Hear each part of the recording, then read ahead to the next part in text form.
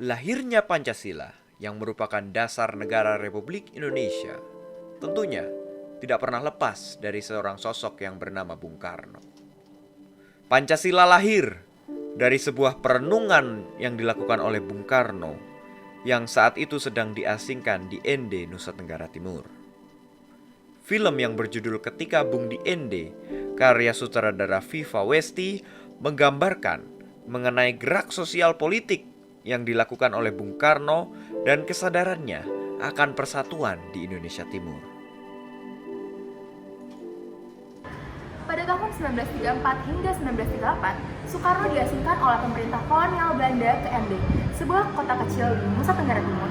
Meskipun diasingkan, Soekarno tidak tinggal diam. Di Ende, beliau melakukan berbagai upaya untuk menyadarkan masyarakat lokal akan pentingnya persatuan dan kemerdekaan.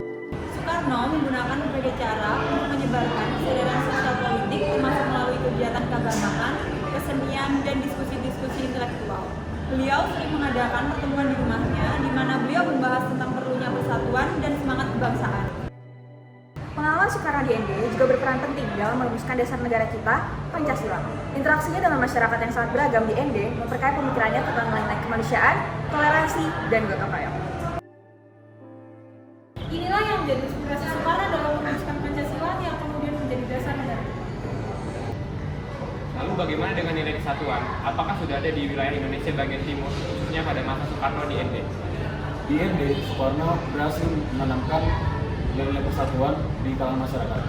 Namun, tantangan Soekarno dalam menyebarkan semangat persatuan di Indonesia bagian timur itu cukup besar, dikarenakan kurangnya infrastruktur dan komunikasi pada masa itu.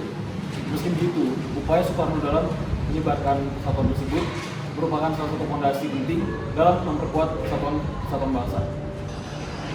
Meskipun ada tantangan yang besar, semangat yang dibawa oleh Presiden Soekarno tetap hidup hingga sekarang.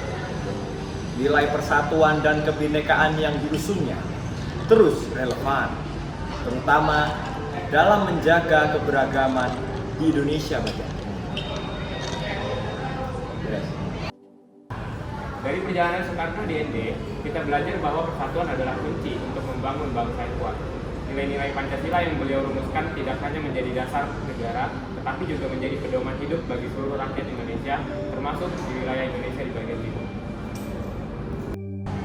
Demikianlah diskusi kami tentang gerakan sosial politik Soekarno di Ende dan dampaknya terhadap persatuan bangsa.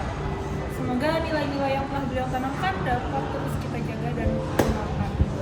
Terima kasih, Merdeka!